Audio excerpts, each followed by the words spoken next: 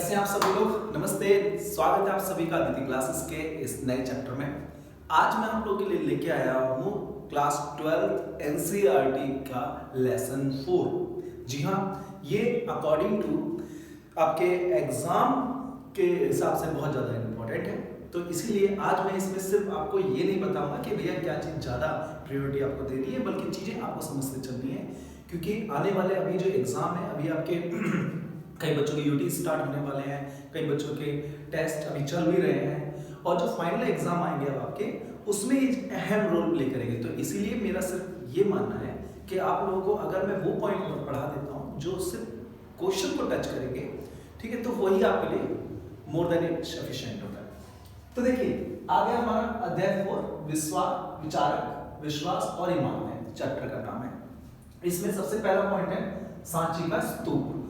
बहुत बार सांची के स्तूप के बारे में क्वेश्चन आते हैं, और आपको पता है कि सांची का स्तूप कुछ इस तरीके का होता है।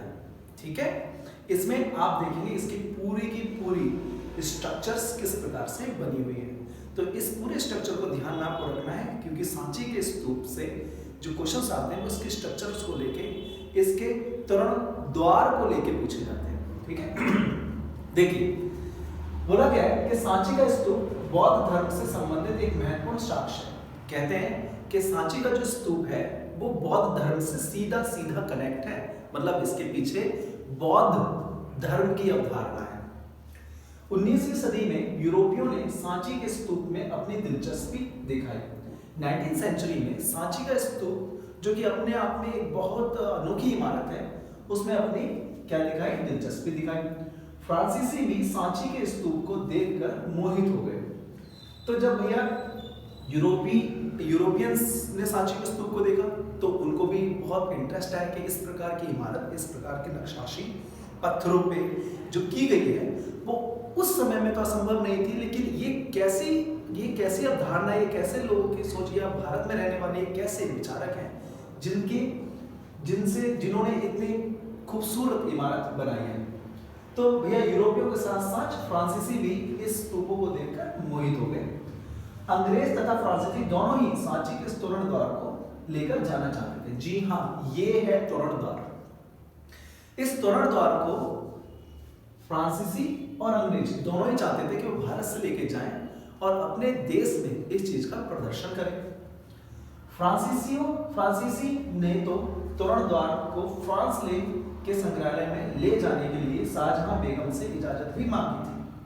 कहते हैं कि फ्रांसीसियों को जब ये तोरण द्वार दिखाया गया या देखा उन्होंने, तो उन्होंने उस समय की जो वहाँ की बेगम थी, ठीक है, शाहजहां बेगम, तो उनसे इजाजत मांगी कि वो इस तोरण द्वार को ले जा सकते हैं। लेकिन बड़ी ही सावधानी से तोरण द्वार की प्लास्टर प्रकृति बनाई गई और अंग्रेज तथा फ्रांसीसी दोनों ही इससे संतुष्ट हो गए। लेकिन उस समय में शाहजहां बेगम ने थोड़ा सा दिमाग यूज करते हुए उस तोरण द्वार को उसी जगह पे रहने दिया और उसके स्थान पे प्लास्टर्स के बने हुए ठीक है तोरण द्वार को रातों रात बनवाया और उसकी कॉपी उन्हें दी गई ताकि वो उससे संतुष्ट हो जाए, और वो उसको लेकर अपने देश भी गए। तो इससे कहीं ना कहीं बच्चों में ये पता चलता है कि हमारे भारत में बच्चों जितनी भी कलाकृति होती हैं, जितनी भी नक्काशी की जाती है, इमारतें होती हैं, उन सब को संरक्षण स्टार्टिंग से ही दिया गया है। तो मेरा मानना ये है कि यदि आपको क्वेश्चन कोई ऐसा आता है जिसमें आप इतिहास के बारे में बताते हैं, तो उसमें आप अपना एक पक्ष रखेंगे इतिहास को संरक्षण देने के लिए। ठीक है, यानी कि अपना पक्ष ये रखना है इतिहास का संरक्षण किया गया है समय समय पे हमारे राजा महाराजाओं के द्वारा। अब देखिए यहाँ पर है जॉन मार्शल। जी हाँ, जिनकी फोटो ये आपको दिख रही है, यही है जॉन मार्शल। ठीक है, इन्होंने हिस्ट्री के समय में, मतलब ऐसे समय में बहुत सी ऐसी खोजें की हैं जिन्होंने लोगों के सोचने के नजरिए को भी बदला है। ठीक है, तो इन्होंने कुछ ऐसे भी साक्ष्य सबूत प्रकट किए हैं जिससे लोगों ने अपनी पहचान को, अपनी सभ्यताओं को जाना है। जॉन मार्शल ने सांची के महत्व को समझा और उसे, ठीक है, उस पर ग्रंथ लिखा तथा अपने द्वारा लिखे गए ग्रंथ को सुल्तान जहां को क्या कर दिया, समर्पित कर दिया। ठीक है, तो ये चीज आपको थोड़ा सा देखना होगा। यह बोला गया है कि जॉन मार्शल ने सांची के स्तूप की ना सिर्फ जानकारी निकाली बल्कि उसके हर एक पक्ष को बड़ी ही सावधानी से उन सारे पॉइंट्स को लिखा जो आगे आने वाली सभ्यता को और उस समय जानने के लिए बहुत जरूरी था। तो उन्होंने एक ऐसा ग्रंथ लिखा जिसमें सांची के स्तूप के बारे में पूरी छोटी से छोटी डिटेल थी। ठीक है, सुल्तान जहां ने वहां पर एक संग्रहालय तथा अतिथिशाला बनाए के लिए धन का अनुदान किया। तो इस पॉइंट को आपको बड़े ही ध्यान से देखना है कि सुल्तान जहां ने वहां पर एक संग्रहालय बनवाया तथा अतिथिशाला बनवाने के लिए धन का भी अनुदान दिया। बाकी अब आपको समझना है कि सांची के स्तूप के बाद कुछ ऐसी भी चीजें थी, जैसे कि मैंने अभी आपको बताया, कुछ ऐसे इंपॉर्टेंट फैक्ट जो जॉन मार्शल ने अपनी किताब में और अपने अध्याय में अपनी सोच विचार में कहीं ना कहीं विस्तृत की हुई है। ऐतिहासिक तौर पे एक ऐसा स्टूडेंट जो इतिहास के एस्पेक्ट्स को पढ़ रहा है, बहुत ज्यादा जरूरी हो जाता है कि वो छोटी छोटी बातों को भी ध्यान रखे। ओके, तो देखो बेटा, इस फैक्ट में आपको पढ़ना है क्या, यज्ञ और विवाद। देखो बेटा, प्राचीन सभ्यताएं से ही हमारी कुछ भारतीय संस्कृति ऐसी रह चुकी है जिनमें हमने ना कई प्रकार के ऐसे कालखंडों की जो संस्कृति होती है उनको फॉलो अप करते चले आ रहे हैं। और आज जो हम ये मॉडर्न जमाने में जी रहे हैं बेटा, इसमें भी हम कुछ ऐसे प्राचीन सभ्यताओं को फॉलो अप करते हैं क्योंकि ये हमारी भारत की संस्कृति है। ओके, तो इसीलिए मेरा आपसे सिर्फ इतना कहना है कि इस सीरीज में जितनी भी चीजें मैं आपको बताऊंगा एज ए एग्जामिनेशंस बहुत ज्यादा जरूरी है और एज ए नॉलेज भी जरूरी है। तो आइए स्टार्ट करते हैं। यज्ञ और विवाद। अगर हम बात करें यज्ञ और विवाद की तो क्या होता है, ईसा पूर्व पहली शताब्दी का समय दुनिया के इतिहास में एक महत्वपूर्ण मोड़ माना जाता है। कहते हैं, जैसा कि आप सबको पता है कि हमारा जो ऐतिहासिक कालखंड माना जाता है, या अगर हम थोड़ा सा क्रिश्चियनिटी कैलेंडर के हिसाब से देखें तो ईसा पूर्व और ईसा शताब्दी दो ऐसे कालखंड हैं जिनमें हम एक समय को धारण मानकर या समय गणना को देखते हैं। ठीक है बेटा, अब देखो क्या बोला गया है। कहते हैं कि ईसा पूर्व पहली शताब्दी ऐसी थी, यानी ईसा पूर्व मतलब ईसा मसीह के जन्म से पहले की जो शताब्दी थी वो कुछ ऐसी थी कि जो दुनिया के इतिहास में एक महत्वपूर्ण मोड़, मतलब माना जाता है कि उस समय दुनिया एक अलग मोड़ ले रही थी। नई संस्कृति, नया रहन सहन, नई सोच विचार, नई अवधारणाएं। तो देखो इस काल में जो चीजें देखी गई उसमें सबसे ज्यादा जो ऐसे व्यक्तित्व जिन्होंने एक अहम रोल प्ले किया दुनिया की अवधारणा और सोच विचार को बदलने में, तो इनमें जो महत्वपूर्ण व्यक्ति हैं वो कौन है। तो देखिए, अगर हम बात करें ईरान की, तो ईरान में महत्वपूर्ण व्यक्ति हैं जरस्तु। ठीक है, जरस्तु। तो जरस्तु ऐसे व्यक्ति हैं जिन्होंने समाज को बताया, ईरानी समाज को बताया कि उन्होंने बदलते हुए समाज को किस प्रकार से देखना है और उसको कैसे अपने ऊपर इम्प्लीमेंट करना है। चीन की अगर बात करें तो यहाँ थे खुंगतसी, जिन्हें प्यार से कोंगजी के नाम से भी जाना जाता था। जी हाँ, कोंगजी ये ऐसे व्यक्ति हैं जिन्हें बेटा इतिहास, जिन्हें ना ये कोंगजी की अगर मैं बात करूँ और अगर आप स्टैंडर्ड बुक्स पढ़ेंगे तो आपको पता चलेगा कोंगजी चीनी सभ्यता के अंदर आज भी पूजे जाते हैं। इन्होंने ना सिर्फ चाइनीज लोगों को सिखाया कि उनकी संस्कृति क्या है, बल्कि उन्होंने ये भी सिखाया कि इन केस जब भी वो भगवान की प्रार्थना करते हैं तो एक्चुअली उनकी प्रार्थना सही मायनों में कहाँ जाती है, प्रार्थना करने का एस्पेक्ट्स क्या है, क्या तरीके हैं, और इसी प्रकार से खान पान से रिलेटेड जितनी भी चीजें होती है एक समाज को जो सभ्य बनाती हैं वो सब कोंगजी ने ना चाइना को बताई। अगर हम बात करें यूनान की, तो यूनान में सुकरात, प्लूटो और अरस्तु। यदि आप एथिक्स पढ़ते हैं, एथिक्स एक ऐसी किताब है जो यूपीएससी के बच्चे, ठीक है, जीएस4 के लिए पढ़ते हैं, अगर आप उस बुक को पढ़ेंगे तो आपको पता चलेगा सुकरात, प्लूटो और अरस्तु ये ऐसे लोग हैं जिनकी अवधारणा समाज को बदलती हुई दिखी हमेशा। इन्होंने हमेशा समाज को एक ऐसे रूप में ढालने की कोशिश की है जो एज ए मानव निर्माण में बहुत उपयोगी है। आज भी कई सारे डिफरेंसेस बुक और कई सारे बड़े बड़े ज्ञाता जो होते हैं, जो सोशलिस्ट कहलाते हैं, समाजशास्त्री कहलाते हैं, वो भी इन्हीं का ही रेफरेंसेस देके समाज की अवधारणा को बताते हैं कि जो समाज का बदलता रूप है ये एक्चुअल में है क्या। तो यूनान, ठीक है, यूनान में सुकरात, प्लूटो और अरस्तु। बात करें हम अपने भारत की, तो भारत में बोला गया है महावीर, बुद्ध। आपको तो पता ही है, मुझे आपको कुछ बताने की जरूरत नहीं है कि महावीर और बुद्ध के द्वारा जो भारत के समाज को जो बदलाव या जो सोच विचार दिए गए हैं उन्हें हम आज भी मानते हैं। ठीक है, कई कहानियां हैं महावीर और बुद्ध को लेकर, जैसे कि एक कहानी मैं आपको बताना चाहूँगा। कहते हैं कि एक जंगल से गुजरते समय महावीर बुद्ध की जो महावीर बुद्ध की जो मुलाकात हुई वो एक व्यक्ति से हुई।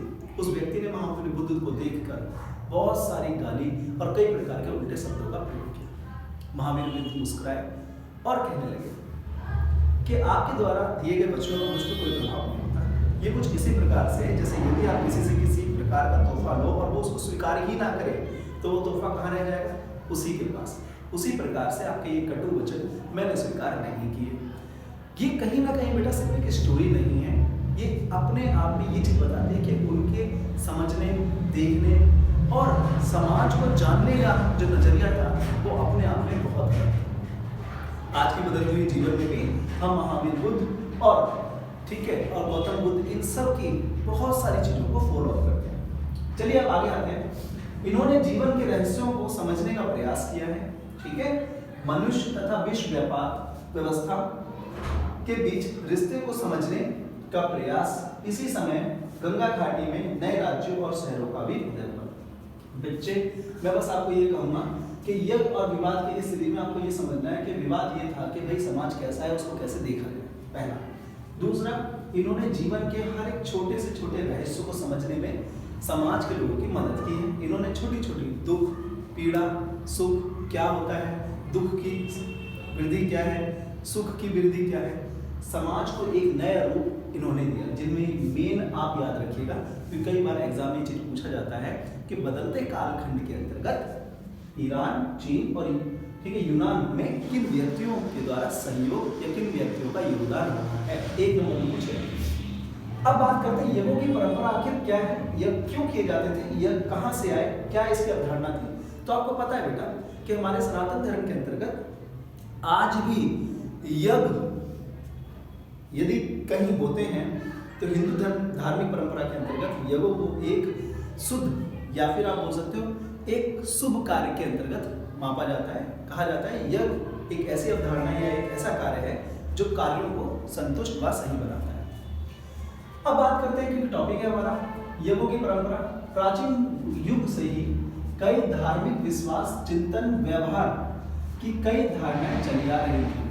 कहते हैं प्राचीन युग से, मतलब जब से व्यक्ति ने अपने अस्तित्व को समझा है तब से ही कुछ चीज चली आ रही थी कि वो क्या थी, एक तो धर्म को लेके, दूसरा विश्वास को लेके, चिंतन को लेके और व्यवहार को लेके।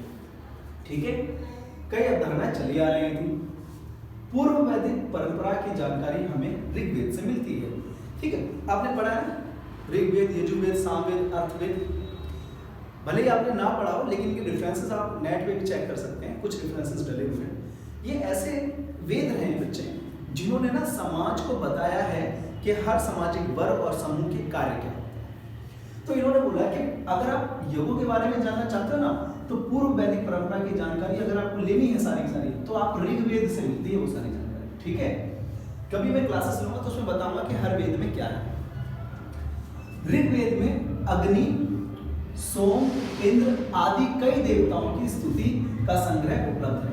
यदि आप ऋग्वेद के रेफरेंसेस को पढ़ेंगे या ऋग्वेद के को जानेंगे तो आपको पता चलेगा कि ऋग्वेद के अंदर अग्नि, सोम, इंद्र, इन और देवताओं की स्तुति का संग्रह उपलब्ध है। यानी कि ये देवता कौन है, कैसे हैं, इनका कार्य क्या है, कहाँ से उपलब्धि है, ये सब कुछ आपको ऋग्वेद में मिलेगा।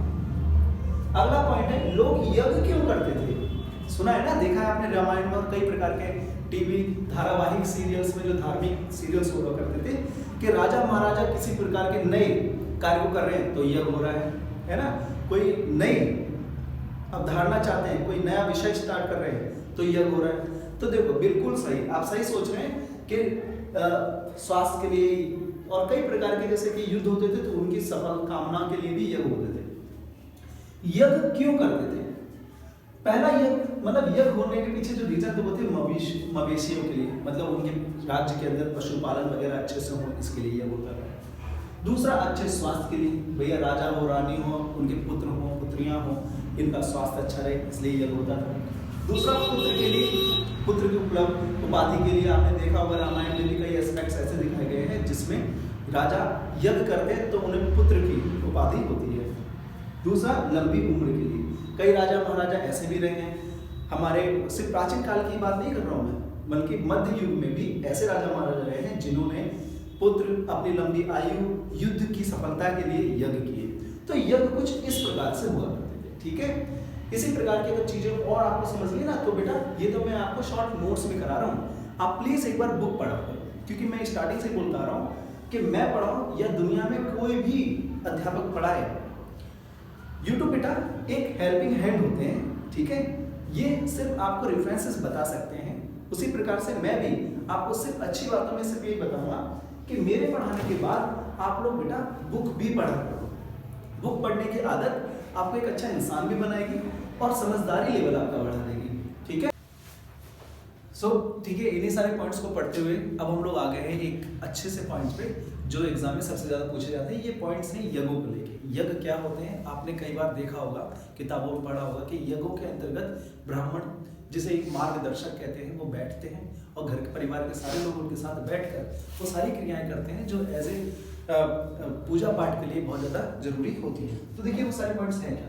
प्रारंभ में यज्ञ सामूहिक रूप से किए जाते थे, या कि समूह में किए जाते थे। गाँव में परिवार के एक साथ लोग, पूरे कुल के लोग बैठकर यज्ञ करते थे। लेकिन बाद में कुछ यज्ञ घरों के मालिक द्वारा किए जाने लगे। कहने का मतलब ये है कि पहले तो सामूहिक रूप से पूरा का पूरा गांव, पूरा का पूरा कुनबा एक साथ बैठकर यज्ञ करते थे। फिर ये स्पेशली जैसे बोलते हैं ना प्राइवेट, या फिर बोल सकते हैं निजी यज्ञ होने लगे, यानी कि घर के मालिक या बड़े पुरोहित लोग पर्सनली यज्ञ करने लगे। राजशशु यज्ञ और अश्वमेध यज्ञ काफी जटिल होते थे। इन यज्ञों में ये जो यज्ञ है ना, राजशशु यज्ञ और अश्वमेध यज्ञ, ये बेटा बहुत जटिल यज्ञों में होते थे। एक बार की बात है कि ये जो मैं जिसका नाम है ना अश्वमेध यज्ञ, ये ऐसे यज्ञों में होता था कि इसके अंतर्गत एक घोड़े के ऊपर अपने राज्य की मोहर लगाकर उसको छोड़ दिया जाता था, ठीक है। वो घोड़ा जब तक घूम फिर जहां जहां तक घोड़ा जाता था वहां तक की सारी सीमाएं उस राज्य के अंतर्गत आती थी, जिस राज्य के कुल ने उस घोड़े को छोड़ा है। और उस समय तक की जो विधि होती थी वो यज्ञ होते रहते थे। तो उसे अश्वमेध यज्ञ बोला जाता है, जो अपने आप में काफी जटिल प्रक्रिया बताती है। इन यज्ञों को सरदार या राजा द्वारा किए जाते थे। ये यज्ञ जो होते थे या तो एक सरदार करते थे जो अपनी सीमाओं को विस्तृत करना चाहते हैं, या फिर राजाओं के द्वारा यज्ञ होते थे। इन यज्ञों के लिए ब्राह्मण पुरोहित पर निर्भर रहना पड़ता है। इस पॉइंट को याद रखना, कोई भी यज्ञ ये नहीं कि भैया खुद ही स्टार्ट हो गए, नहीं, ऐसा कुछ नहीं होता है। ये सारे यज्ञ जो है ये या तो ब्राह्मण या फिर पुरोहित द्वारा किए जाते थे, यानी कि पुरोहित और ब्राह्मणों को जिस प्रकार का वेदों का ज्ञान था उन्हीं प्रकार के यज्ञों को, ठीक है, वे लोग कंटिन्यूसली कराते रहते थे। अब देखते हैं इसमें यज्ञ जिस प्रकार से समाज में हो रहे थे उसी प्रकार से कुछ और भी ऐसे विचार थे, ठीक है, जो लोगों के मन में उठते थे, और वो है कुछ महत्वपूर्ण प्रश्न। तो वो प्रश्न क्या है, तो कुछ प्रश्न थे जीवन का अर्थ। सबसे पहला प्रश्न, जैसे कि हम देखें, जो जीवन के अर्थ में सभी समाज के वर्गों का जो एक क्वेश्चन होता था वो क्या था कि जीवन का अर्थ क्या है। पहला तो ये जो प्रश्न अगर हम देखें सबसे इंपॉर्टेंट, कि उस समय यज्ञ कराने के बाद या यज्ञ की प्रवृत्ति के पीछे अन्य क्या ऑप्शन रहे होंगे। तो लोगों के मन में ना बेटा बहुत सारे विचार और क्वेश्चंस रहते थे कि जो जीवन है ये जीवन है क्यों, क्या इसकी अवधारणा है। तो लोगों के जो प्रमुख प्रश्न रहे वो रहे जीवन का अर्थ, मृत्यु के बाद जीवन की संभावना, कि मृत्यु के बाद भी क्या कोई जीवन होता है, ठीक है, पुनर्जन्म मतलब फिर से जन्म जो होगा, ठीक है, उसका क्या अर्थ होता है, पुनर्जन्म होता भी है नहीं होता है। तो ये सारे ही प्रश्न लोगों के मन में उस समय विचार में थे। और पुनर्जन्म का अतीत के क्रमों से संबंध, तो लोगों के मन में ये भी प्रश्न थे क्या पुनर्जन्म जो होता है, क्या उसमें अतीत में इंसान ने जो भी कर्म किए हैं, क्या इससे रिलेटेड किसी भी प्रकार का कोई संबंध या कोई कार्य होता है जो इस जन्म में भोगना पड़ता है। तो इस प्रकार के कई सारे क्वेश्चन थे बेटा जो लोगों को ना परेशान करते थे। तो यज्ञ कराने के पीछे की अवधारणा कुछ ये भी थी, ठीक है। अब देखो बेटा मैं जो चीज पढ़ा रहा हूँ ना इसमें आप बस पॉइंट टू पॉइंट समझिए, क्योंकि इसमें आपको बहुत सारी चीजें पढ़ने की जरूरत नहीं है, बस मेन पॉइंट को आप समझते चलिए। अब देखो क्या बोला कि वाद विवाद और चर्चाएं, इनके अलावा किस प्रकार के वाद होते थे। वाद मतलब बातचीत हुआ करती थी, चर्चाएं किन किन चीजों को लेकर हुआ करती थी, ठीक है। समकालीन बौद्ध ग्रंथों में 64 संप्रदायों या चिंतन परंपरा का उल्लेख मिलता है। अगर आप बेटा बौद्धिक ग्रंथों के बारे में पढ़ेंगे ना तो इसमें 64 संप्रदायों का चिंतन मिलता है। देखो मैं आप लोगों को सिंपल सीधी सी एक बात बोलना चाहता हूँ, समाज में बौद्ध और जैन धर्म कब हुए। आपने पढ़ा ही है, आप लोग हिस्ट्री के बच्चे हो, आप लोग पढ़ते रहते हो कि समाज में जब समाज धीरे धीरे विकसित हो रहा था ना, कहते हैं कि पहला समाज हड़प्पा सभ्यता के 10 साल बाद गंगा घाटी के किनारे बसना स्टार्ट हुआ। ये समाज जितनी तेजी से विकसित हो रहा था, समाज में बुराइयां भी बढ़ रही थी। समाज में जहां पर लोग विकसित हो रहे थे, विकास की तरफ बढ़ रहे थे, तो समाज बुराइयों की तरफ भी जा रहा था। अगर समाज में लोग खेती करना सीख रहे थे तो समाज में लोग दूसरों को धोखा देना भी सीख रहे थे। तो धोखा, चालसाजी, कई प्रकार की बुराइयां जिस प्रकार से समाज को गंदा कर रही थी, तो ऐसे में बौद्ध और जैन धर्म जब आए तो इन्होंने लोगों को सही समाज की समझ सिखाई, क्या सही है क्या गलत है। बौद्ध धर्म ने बताया कि समाज में सबसे बड़ा जो सुख है वो संपत्ति नहीं, बल्कि किसी को कष्ट आपके द्वारा ना पहुंचे, ये सबसे बड़ा सुख है। कोई व्यक्ति आपकी वजह से परेशान ना हो, ये सुख है। तो जब ये सारी चीजें अवधारणा लोगों के बीच में फैली, समाज एक सभ्य समाज बनने लगा, तो ऐसे में बौद्ध और जैन धर्म का क्या होगा, आरंभ, मतलब जैन धर्म फैलना स्टार्ट हुआ। तो उसी समय की बात है कि समकालीन बौद्ध ग्रंथों में 64 संप्रदायों और चिंताओं का उल्लेख मिला, यानी 64 इस प्रकार की बातें हैं, 64 इस प्रकार के टॉपिक्स हैं जिनमें सामाजिक वर्ग को आगे बढ़ाने के लिए कई प्रकार के उल्लेख किए गए, यानी लोगों को समझाया गया है कि समाज क्या है। शिक्षक एक जगह से दूसरी जगह, ठीक है, तो एक तो ये हो गया कि भैया बौद्ध ग्रंथों से लोगों को क्या समझ आई, ठीक है। दूसरा, शिक्षक, अब ये ज्ञान पहुंचता कैसे था, तो देखो, शिक्षक एक जगह से दूसरी जगह घूम घूम कर अपने दर्शन, ज्ञान तथा विश्व के विषय में, ठीक है, विश्व के विषय में अपनी समझ को लेकर एक दूसरे से तथा सामान्य लोगों से तर्क वितर्क करते थे। इस पॉइंट को मैं चाहता हूं कि आप लोग ध्यान से एक बार पढ़ो जरा, यहां से पढ़ो जरा, शिक्षक एक जगह से लेकर दूसरी जगह तक।